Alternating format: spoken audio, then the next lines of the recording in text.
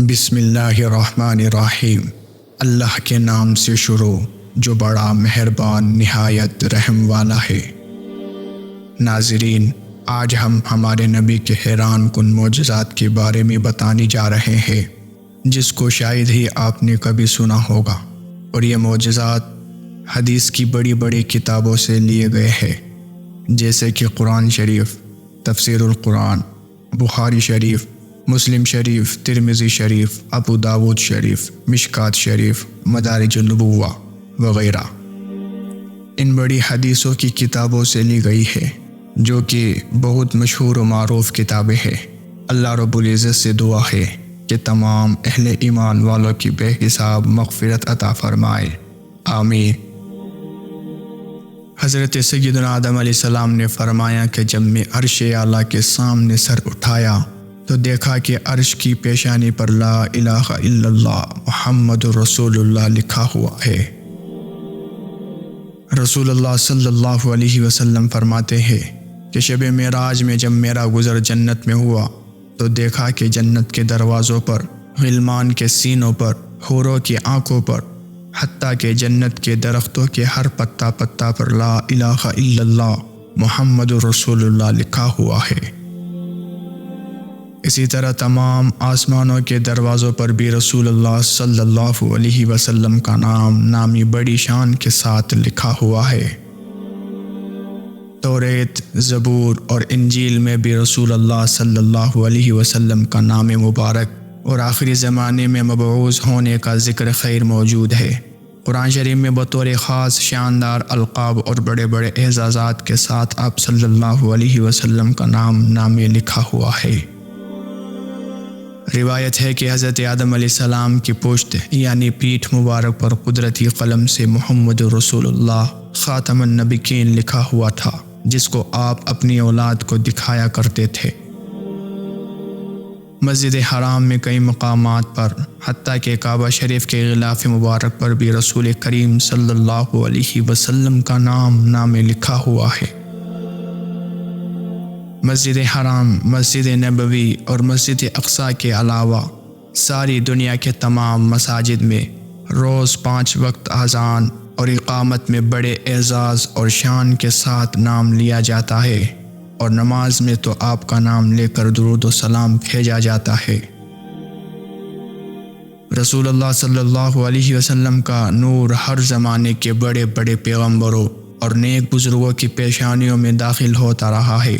روایت ہے کہ حضرت سیدنا آدم علیہ السلام، حضرت شعیب علیہ السلام اور حضرت سیدنا نوح علیہ السلام کی پیشانیوں پر نور محمدی صلی اللہ علیہ وسلم اعلانیہ نظر آتا تھا، جیسا کہ رسول اللہ صلی اللہ علیہ وسلم کا ارشاد ہے کہ مجھ کو بنی آدم کے بہترین طبقوں میں ہر زمانے میں پیدا کیا گیا ہے، یہاں تک کہ میں اس زمانے میں ہوا جس میں کہ میں ہوں۔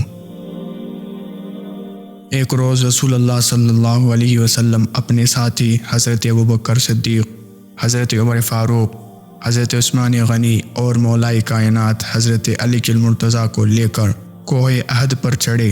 کوہ احد بہار خوشی کے جھومنے لگا، یہاں تک کہ اس کے ارد گرد کے پتھر گرنے لگے۔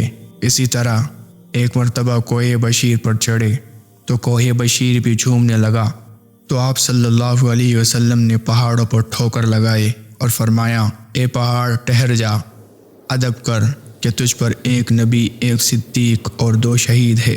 بس دونوں پہاڑ بھی با ادب ہو کر خاموش ہو گئے۔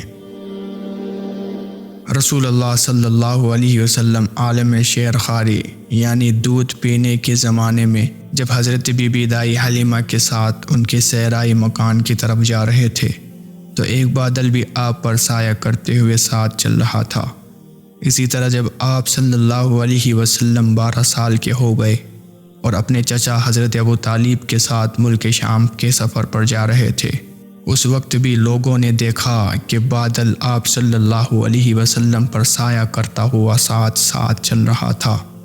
رسول اللہ صلی اللہ علیہ وسلم 25 سال کی عمر میں جب حضرت بی بی خدیجہ رضی اللہ عنہا کا تجارتی سامان لے کر جدھر جاتے بادل بھی آپ پر سایہ کرتے ہوئے ساتھ رہتا تھا۔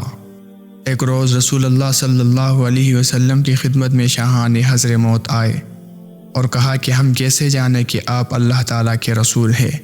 یہ سنتے ہی آپ نے دست مبارک میں چند کنکریاں لی اور فرمایا کہ اے کنکریوں گواہی دو۔ پس کنکریاں اللہ تعالیٰ کی تسبیح بیان کرتے ہوئے آپ کی رسالت کی گواہی دینے لگی۔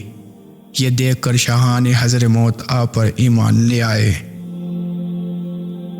ایک دیہاتی رسول اللہ صلی اللہ علیہ وسلم کی خدمت میں آیا اور کہا مجھے کیسے یقین ہو کہ آپ اللہ تعالیٰ کے رسول ہیں؟ یہ سن کر آپ نے فرمایا دیکھ اس کھجور کے خوشے کو بلاتا ہوں، وہ گواہی دے گا۔ پس آپ کے بلانے پر کھجور کا خوشہ درخت سے نیچے اتر آیا اور توحید و رسالت کی گواہی دی اور واپس جا کر درخت سے لگ گیا۔ یہ دیکھ کر اعرابی مسلمان ہو گیا۔ ایک سفر میں حضور صلی اللہ علیہ وسلم نے ایک دیہاتی سے فرمایا کہ کلمہ پڑھ لے، تو اس نے کہا کہ یہاں اور کوئی اسلام کا کلمہ پڑھتا ہے؟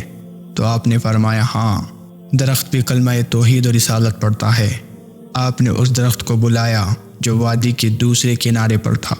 وہ زمین پھاڑتا ہوا چلتا ہوا آپ صلی اللہ علیہ وسلم کی طرف اپنی ٹہنیوں کو جھکائے ہوئے حاضر ہو گیا اور توحید و رسالت کا کلمہ بآواز بلند پڑھنے لگا، پھر اجازت لے کر واپس چلا گیا۔